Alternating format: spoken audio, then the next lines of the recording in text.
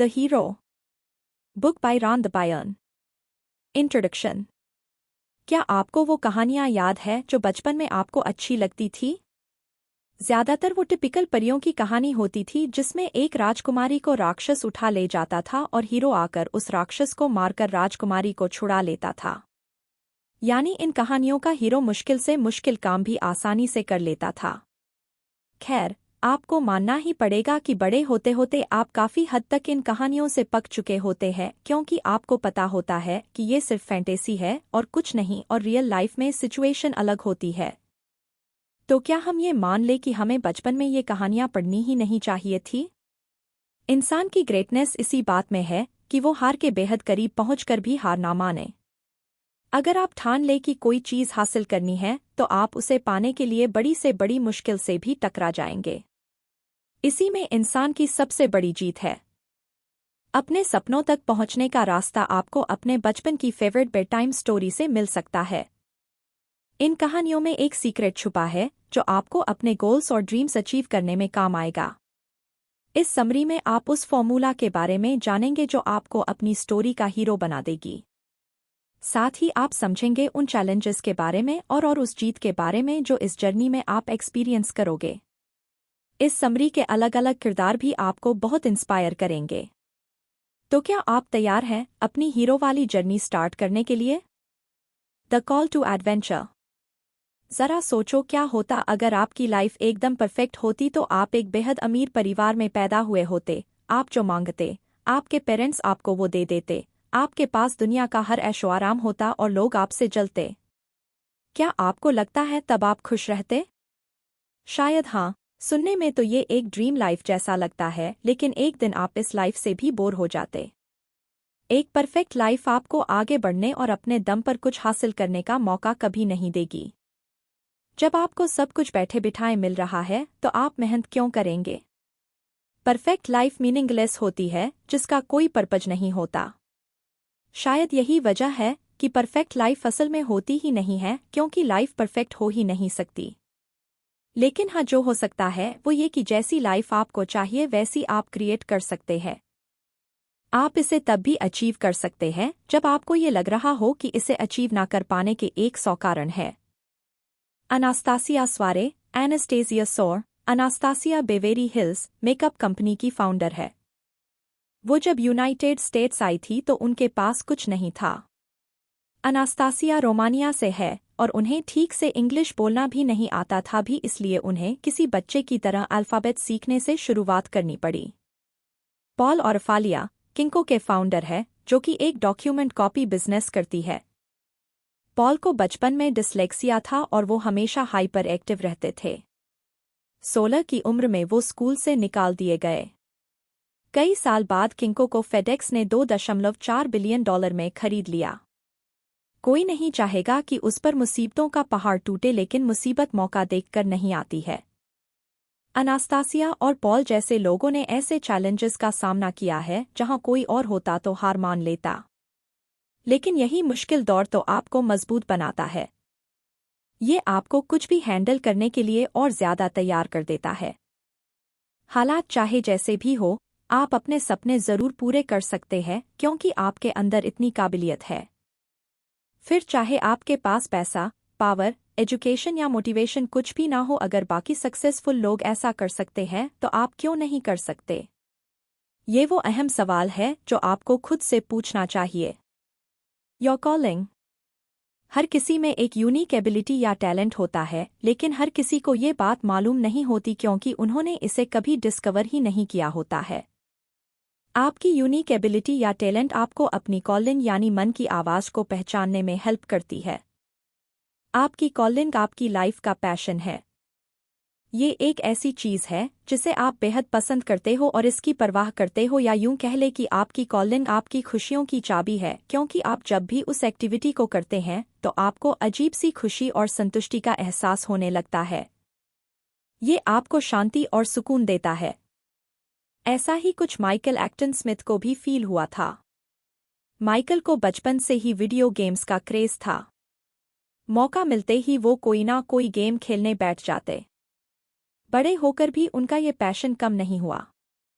Michael की calling थी video games खेलना जिसमें उन्हें सच्ची खुशी मिलती थी। तो माइकल ने अपनी कॉलिंग को ही अपना करियर बना दिया। उन्होंने माइंड कैंडी नाम से एक चाइल्ड एंटरटेनमेंट कंपनी स्टार्ट की जिसने एक famous online role playing game Moshi Monsters बनाया है। ये गेम जबरदस्त हिट साबित हुई। इंसान की कॉलिंग किसी भी फॉर्म या शेप में हो सकती है।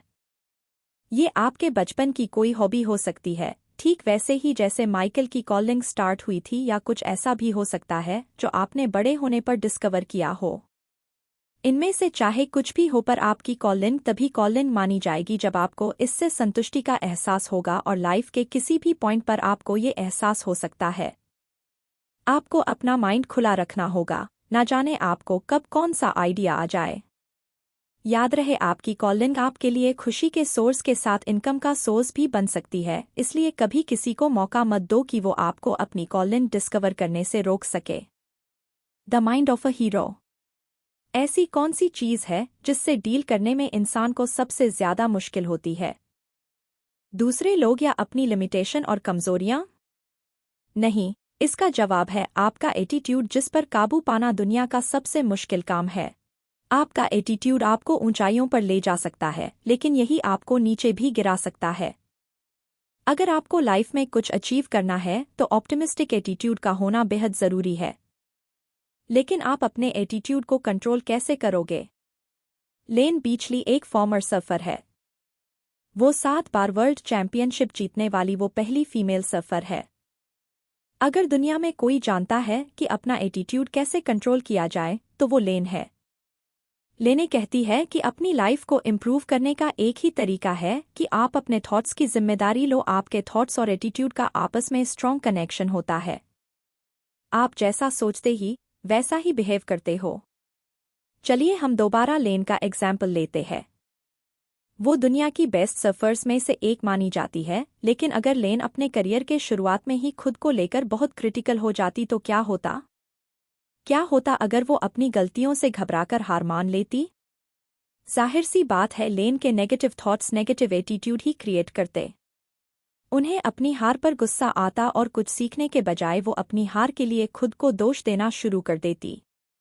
अगर उनका नेगेटिव एटीट्यूड उन पर हावी हो जाता तो शायद वो कभी इतना नाम और शोहरत अचीव नहीं कर पाती।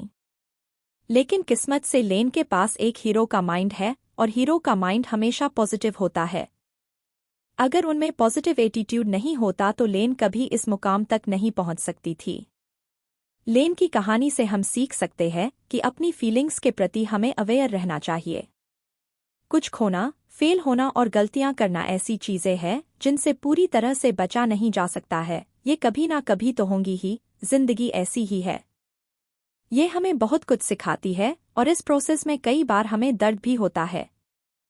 लेकिन जो तकलीफ आपको फील हो रहा है उसे एक्सेप्ट करना सीखो, और खुद को ये याद दिलाते रहो कि ये आपकी कहानी का द एंड नहीं है। आप नेक्स्ट टाइम बेटर परफॉर्म कर सकते हो। लेन को जब डाउन फील होता था तो वो कुछ ऐसा करती थी जो उनका मूड ठीक कर सके, और वो चीज़ थी सर्फिंग, जो उनका पैशन था। सर्फिंग ही एक ऐसी चीज़ है जो लेन को सबसे ज्यादा खुशी देती है, इसलिए वो वही करना पसंद करती है। अगर आप भी कभी डाउन फील करें तो कुछ ऐसा करो जो आपके चेहरे पर स्माइल ले आए, और उसे तब तक करते रहो जब तक कि आपको अच्छा फील ना होने लगे। The heart of a hero. आपके भी कुछ सपने और गोल्स होंगे, लेकिन आपने शायद कभी उनकी हकीकत में बदलने की कोशिश तक नहीं की होगी। ऐसा क्यों है? ऐसा इसलिए है क्योंकि इसके लिए आपको अपने कंफर्ट जोन से बाहर निकलना होगा, और वो आप करना नहीं चाहते क्योंकि इसके लिए आपको वो करना होगा जो आज से पहले आपने कभी नहीं किया है। ये चीज़ सबसे ज्यादा डरावनी लगती है ना? आप प्रेडिक्ट नहीं कर सकते कि आगे क्या होगा। आपको नहीं पता कि आपको सक्सेस मिलेगी या नहीं। अगर आप फेल हो गए तो क्या होगा? उसके बाद आप क्या करोगे? अपने डर की वजह से आप सिर्फ बुरे रिजल्ट पर फोकस करते हो। आपको लगता है कि जीत हासिल करना नामुमकिन काम है। जब इतनी चीजें गलत हो सकती हैं तो पॉजिटिव रिजल्ट पर फोकस करना मुश्किल हो जाता है। आपका माइंड ज्यादा सोचने लगता है और मल्टीपल सिनेरियो क्रिएट करने लगता है। लेकिन ये सारे सिनेरियो सिर्फ एक ही रिजल्ट की तरफ इशारा करते हैं कि आप फेल हो जाओगे। ऐसा कोई रास्ता नहीं है जो आपको इस डर से बाहर निकलने की गारंटी दे सके। हर सक्सेसफुल इंसान आपकी तरह पहले जरूर डरे होंगे, लेकिन उन्होंने अपने डर को काबू में किया, तब जाकर वो सक्सेसफुल हुए। जी हाँ, आपने सही समझा। डर को हराने का एक ही तरीका है कि उसका सामना करो। ये बात 100% सच है। आप अपने सपनों के पीछे भागने से इसलिए डरते हो क्योंकि आपके माइंड में कई चीजें एक साथ चल रही होती है। आपका माइंड ज्यादा सोचकर आपको नेगेटिव फील कराता है, जिसके कारण आप कोशिश किए बिना ही हार मान लेते हो, यानी आप पहले से सोच लेते हो कि रिजल्ट बुरा ही होगा। सक्सेसफुल लोगों को भी थोड़ा बहुत हिंट मिल जाता है कि उनका रिजल्ट क्या होगा, पर वो कोशिश किए बिना हार नहीं मानते। क्या आपको पता है कि अपने डर को चैलेंज करके वो क्या सीखते हैं? ये उतना बुरा भी नहीं है जितना उन्होंने सोचा था। हिम्मत तो हीरो के दिल में होती है। हिम्मत होने का मतलब है अपने सभी डर और डाउट होने के बावजूद अपने सपनों को पूरा करने की कोशिश करना। अपने डर को हराने के बाद आपको समझ आएगा कि वो उतना भी डरावना नहीं था जितना आपको लगता था। सोचो, जब आपने पहली बार बाइक चलाई थी, आप डर रहे थे कि कहीं आप गिर ना जाए या आपका बैलेंस ना बिगड़ जाए। लेकिन आप तब तक प्रैक्टिस करते रहे जब तक कि आपको बाइक चलानी नहीं आ गई। हाँ, बेशक सीखने की कोशिश में आप कई बार गिरे भी होंगे, पर अच्छी बात ये थी कि आपने हार नहीं मानी, आप रुके नहीं। आप फिर से उठे और बाइक पर बैठ गए। The way of the hero. अगर आपके एक्शन का कोई नतीजा नहीं निकला तो आप क्या करोगे? इस सवाल ने आपको सोचने पर मजबूर कर दिया होगा, है ना? अगर सजा का डर ना हो तो आप जंगलियों जैसी हरकत करने लगेंगे। एक ऐसी दुनिया में जहां कोई रूल्स, कोई लॉ ना हो, में रहना शुरुआत में बड़ा मजेदार लगेगा, पर ये आपको सुकून नहीं दे सकता है। सोचो कि आपने क्या अच्छे और बुरे काम किए हैं। अगर आप अपने से कमतर या कमजोर लोगों की मदद करते हो तो क्या इसका आप पर कोई असर नहीं होगा? अगर कोई क्लासमेट आपके काम को कॉपी करता है तो क्या उसे सजा नहीं मिलेगी? आपके हर काम का कोई ना कोई नतीजा निकलेगा ही। इन नतीजों के जरिए ही हमें एहसास होता है कि दूसरों को कैसे ट्रीट करना है और एक बेटर इंसान कैसे बनना है। सक्सेसफुल लोगों के कई प्रिंसिपल होते हैं जिनके अनुसार वो अपनी लाइफ जीते हैं, लेकिन सबसे ज्यादा सक्सेसफुल लोग उन्हें कहा जाएगा जो दूसरों के प्रति काइंड यानी रहमदिल होते हैं। हम सब इस यूनिवर्स के बच्चों की तरह है। कर्म का सिद्धांत सच में काम करता है। आप जो दुनिया को दोगे वही लौटकर आपके पास वापस आएगा। मान लो आप इस बात का फायदा उठाते हो कि लोग आपको पसंद करते हैं। हो सकता है कि आप ऊंचे लेवल के आर्टिस्ट, लीडर या एंटरप्रेन्योर हो, इसलिए लोग आपकी तारीफ करते हैं और आपको सर आंखों पर बैठाते हैं। लेकिन अगर आप ऐसे लोगों को नजरअंदाज करते हैं जो आप जितने फेमस या खुशकिस्मत नहीं हैं, तो ये बात यूनिवर्स हमेशा याद रखेगी। यूनिवर्स हमारे कर्मों का हिसाब रखती है। आप जो इस दुनिया को दोगे, आपके पास वापस वही लौट कर आएगा, फिर चाहे वो प्यार हो या नफरत। काइंड बनना बेहद आसान है। आपको ज्यादा कुछ नहीं करना है। बस किसी का बुरा मत सोचो और बुरा मत करो, किसी के पीठ पीछे उसकी चुगली मत करो, किसी के लिए कुछ करो तो नेक इरादे के साथ करो। ये कुछ तरीके हैं एक हीरो वाली लाइफ जीने के लिए। एक हीरो हमेशा सबकी मदद करता है और आपको भी यही करना है। आपको जितनी ज्यादा सक्सेस मिले उतना ही आपको हम्बल बनना है। ह्यूमिलिटी यानी विनम्रता हमें बेहतर इंसान बनने में मदद करती है। अगर आप हम्बल हैं तो आप ज्यादा नॉलेज हासिल करोगे, क्योंकि आपको पता होगा कि सीखने के लिए अभी कितना कुछ बाकी है, जबकि एक घमंडी इंसान हमेशा अपनी नॉलेज पर घमंड करेगा और आगे कुछ और सीखने की कोशिश नहीं करेगा। अपने सोचने का दायरा बढ़ाना आपको और नॉलेज और समझदारी की ओर ले जाएगा और आप अपने जॉब, टैलेंट या स्किल को और भी ज्यादा इम्प्रूव कर पाएंगे। The labyrinth. ये कोई नहीं जान सकता कि उसकी किस्मत में क्या लिखा है। दुनिया के सबसे सक्सेसफुल लोगों को भी नहीं पता था कि वो अपने सपने पूरे कर पाएंगे या नहीं। लेकिन उन सब में एक बात कॉमन थी, वो ये कि उन्होंने अपना बेस्ट ट्राई किया और किसी भी हाल में हार नहीं मानी। सक्सेस की तरफ आपका रास्ता किसी भूल भुलैया जैसा है। आप सिर्फ कुछ मीटर आगे तक ही देख सकते हैं, पूरा रास्ता नहीं। आपको ये भी पता नहीं होगा कि आगे चलकर आपको क्या मिलेगा। जिस रास्ते पर आप चल रहे हैं वो आगे जाकर एक डेड एंड भी हो सकता है। ज्यादातर लोगों के लिए ये सिचुएशन काफी डरावनी होती है, इसलिए उन्हें कभी भी वो नहीं मिल पाता जिसकी वो चाहत रखते हैं। सिर्फ सक्सेसफुल लोग ही इस भूल भुलैया से डरते नहीं हैं और आगे बढ़ने की हिम्मत रखते हैं। सक्सेस को टनल यानी सुरंग के बजाय एक भूल भुलैया से क्यों कंपेयर किया गया है, इसके पीछे भी एक कारण है। टनल आपको सिर्फ एक ही डायरेक्शन में ले जाता है, जबकि किसी भूल भुलैया में कई रास्ते होते हैं, या यूं कहे कि रास्तों का जाल सा बिछा होता है जिसमें में से आपको कोई एक चुनना होता है। अगर गलती से आप डेड एंड में चले गए तो आप कोई ना कोई दूसरा रास्ता चुन सकते हो। रियल लाइफ में भी सेम सिचुएशन होती है। शायद आपका बिजनेस उतना बढ़िया ना चल रहा हो जितना आपने सोचा था। आपको रेंट देना है, स्टाफ की सैलरी देनी है और सप्लाईज भी रखनी है, लेकिन आपकी कमाई इतनी नहीं हो रही कि सारे खर्चे निकल सके। ये सिचुएशन भी भूल भुलैया के डेड एंड की तरह है। तो क्या आप हार मान लोगे? बिल्कुल नहीं। कई चीजें हैं जो आप ट्राई कर सकते हो, जैसे आप अपनी शॉप के लिए कोई सस्ती जगह ढूंढ सकते हो या स्टाफ कम कर सकते हो। अगर ऑपरेटिंग कॉस्ट बहुत ज्यादा है तो आप अपना बिजनेस ऑनलाइन ट्रांसफर कर सकते हो। इस तरह आपके काफी खर्चे बच सकते हैं। आपकी जर्नी कभी इजी नहीं होगी। आपके सामने एक ना एक चैलेंज आता ही रहेगा। कई अनएक्सपेक्टेड ट्विस्ट आ सकते हैं, अच्छे और बुरे दोनों। इसलिए आपको फ्लेक्सिबल बनना होगा। अपने गोल पर फोकस करो और कभी हार मत मानो। The supreme ordeal. हमें यकीन है कि आपने मूवीज में ये सीन तो जरूर देखा होगा जहां हीरो का मुकाबला एक बड़े भयानक राक्षस से होता है। हीरो लड़ते लड़ते थक चुका है या शायद उसके जीतने की उम्मीद टूट चुकी है। हीरो फिजिकली, इमोशनली और मेंटली हार मानने की कगार पर है, यानी वो कभी भी हार मान सकता है। सक्सेसफुल लोग भी कई बड़ी बड़ी मुसीबतों या टेस्ट से होकर गुजरे हैं। सबसे बड़ा टेस्ट का मतलब है जब इंसान अपनी लाइफ में सबसे ज्यादा चैलेंजिंग सिचुएशन से गुजरता है जो उसने आज तक फेस नहीं की होती है। जैसे एग्जाम्पल के लिए एक इंसान जो अच्छा कुक है, अपना खुद का रेस्टोरेंट खोलना चाहता है, पर उसके पास इतना पैसा नहीं है कि वो अपना सपना पूरा कर सके।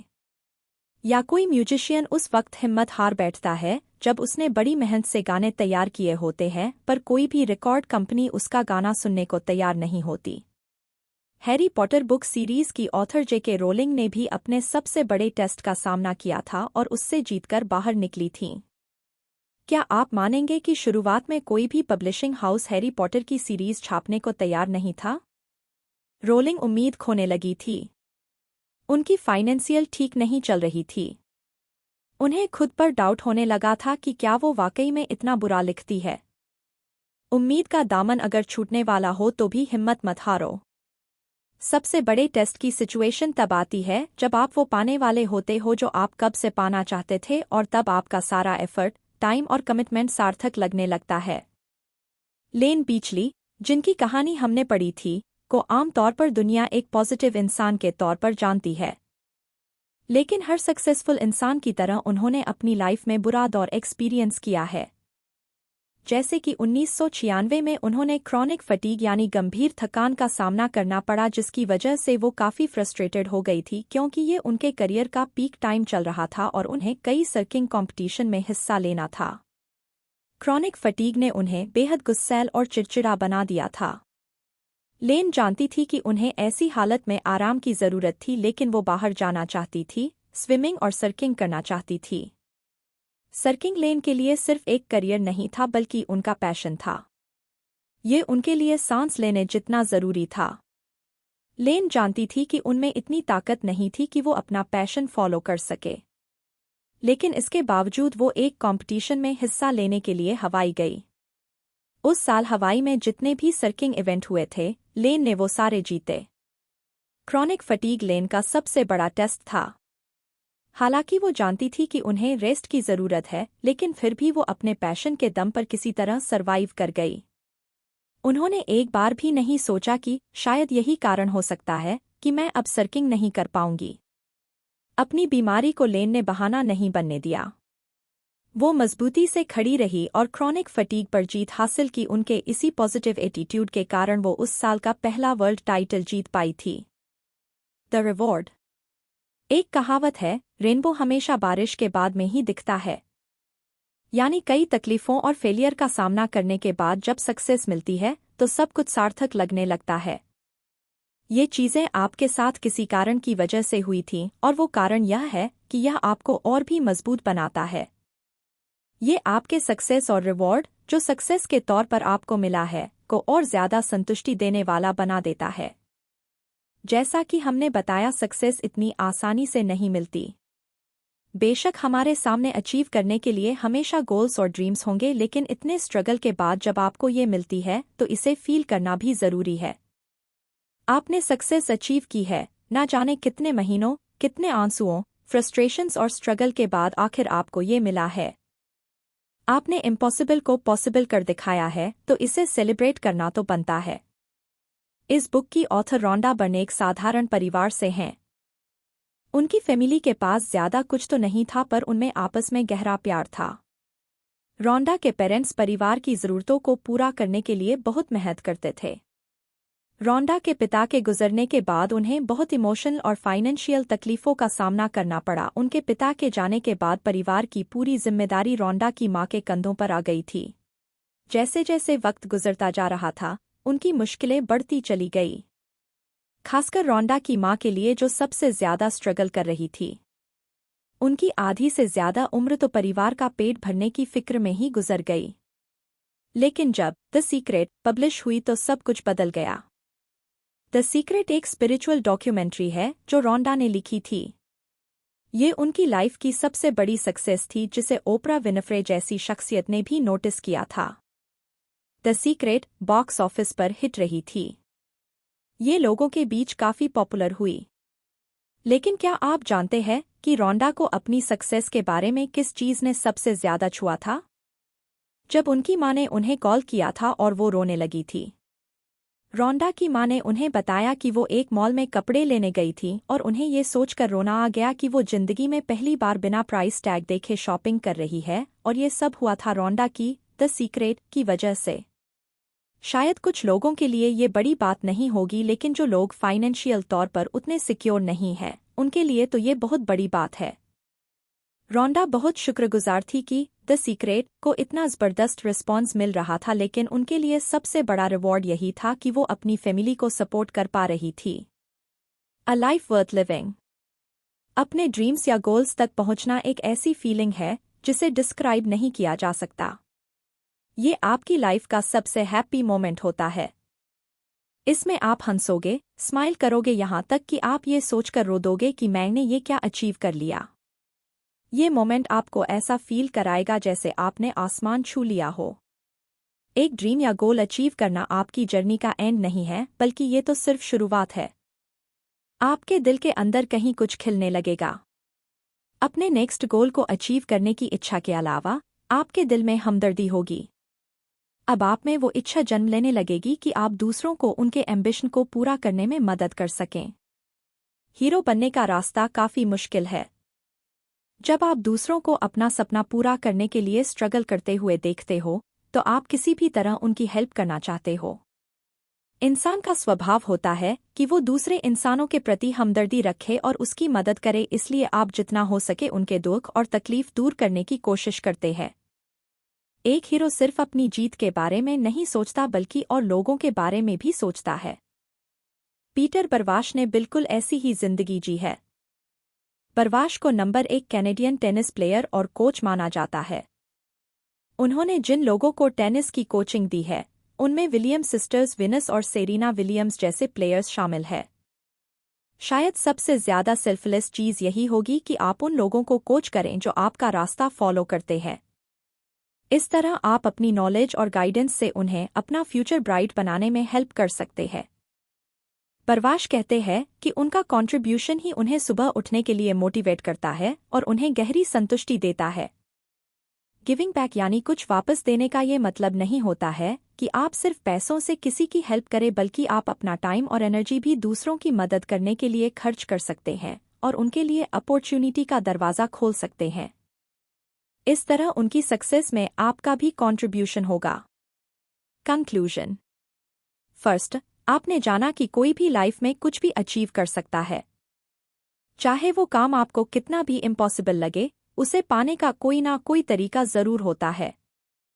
जितने भी सक्सेसफुल लोगों को आप जानते हो, सक्सेस उन्हें रातों रात यूं ही नहीं मिल गई, बल्कि उन्होंने इसे पाने के लिए कड़ी मेहनत की है।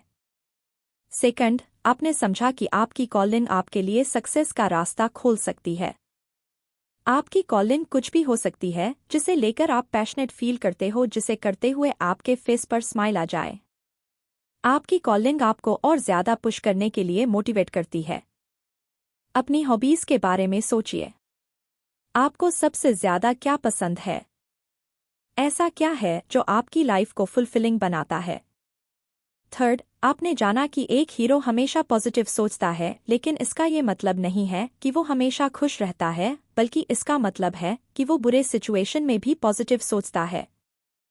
पॉजिटिव थॉट्स आपको पॉजिटिव एटीट्यूड से मिलेंगे और ये आपकी जर्नी के लिए जरूरी भी है, क्योंकि नेगेटिव एटीट्यूड आपको हार मानने के लिए मजबूर कर देगा।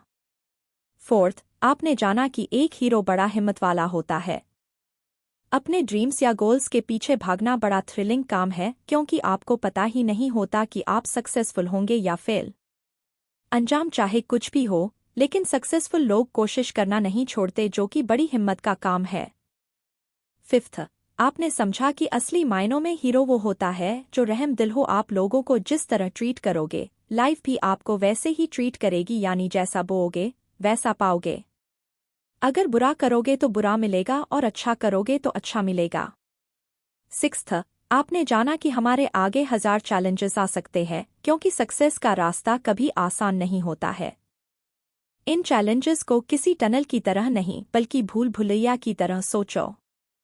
लाइफ में प्रॉब्लम्स आती है, पर उनसे बाहर निकलने का रास्ता भी जरूर होता है। आपको बस सॉल्यूशन ढूंढना है, उसके बाद सब ठीक हो जाएगा। सेवंथ, आपने जाना कि अपनी सक्सेस को सेलिब्रेट करना भी जरूरी है, यानी अपनी सक्सेस पर गर्व करो। अगर आपने कुछ अचीव किया है तो गर्व महसूस करना भी लाजिमी है, लेकिन अपनी सक्सेस को कभी सिर पर मत चढ़ने दो। दूसरे शब्दों में कहे तो ग्रेटफुल और हम्बल बनो, चाहे आपने कितनी भी सक्सेस हासिल कर ली हो। आखिर में आपने समझा कि जिंदगी के असली मायने तभी है जब आप दूसरों को आगे बढ़ने में मदद करते हो। आपको पता है कि सक्सेस तक पहुंचने का रास्ता कितना मुश्किल है। ऐसे में आपकी नॉलेज उन लोगों के बहुत काम आ सकती है जो सक्सेस पाने की कोशिश कर रहे हैं।